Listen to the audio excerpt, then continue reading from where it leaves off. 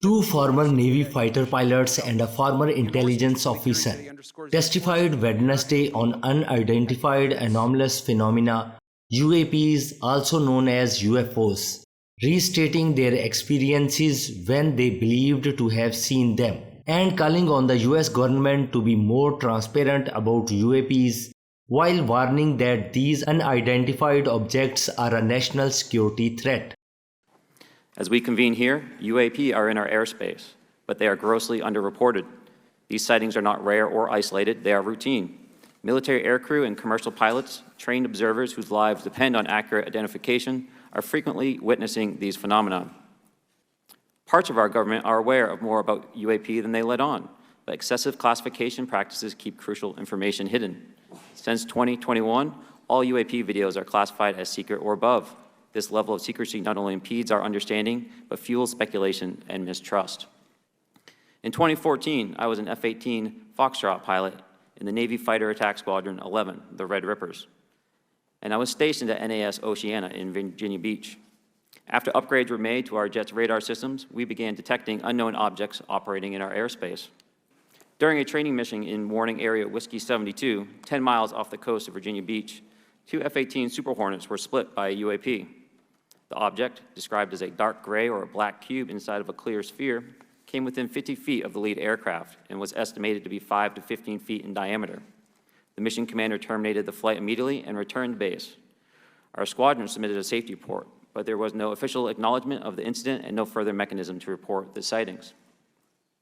Soon, these encounters became so frequent that aircrew would discuss the risk of UAP as part of their regular pre-flight briefs.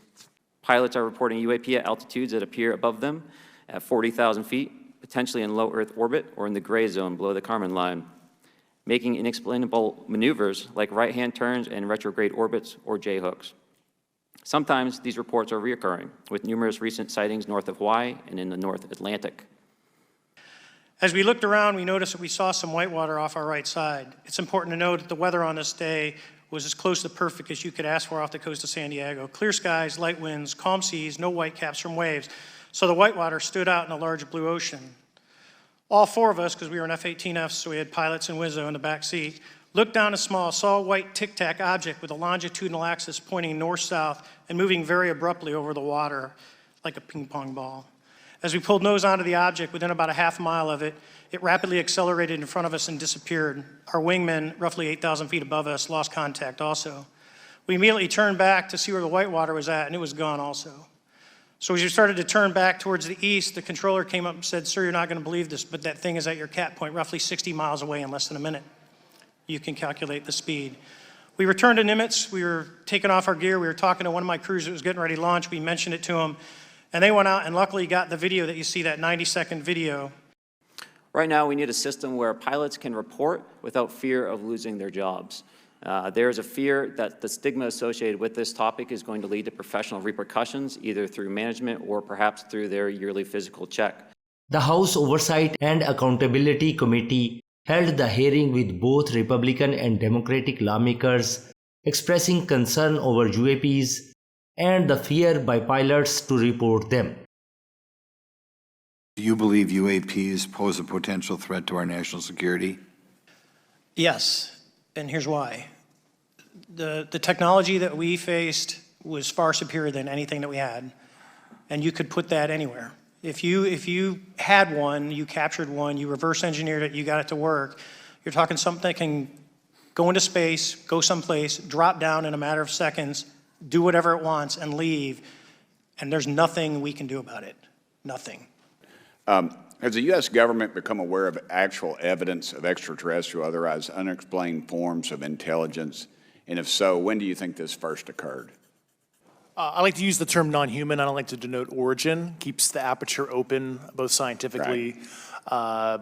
Certainly, like I've discussed publicly previously, 1930s. Last week, White House NSC spokesman John Kirby stated that UAPs are having an impact on our training ranges and need to be treated as a legitimate issue. Do you concur with his statements? That's for each of you. Yes. Yes. Yes. Okay.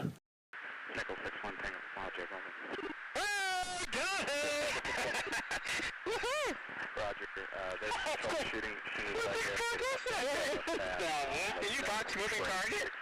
Last week, White House National Security Council spokesman John Kirby said UAPs are having an impact on our training ranges when pilots are out training and they see things and are not sure what they are.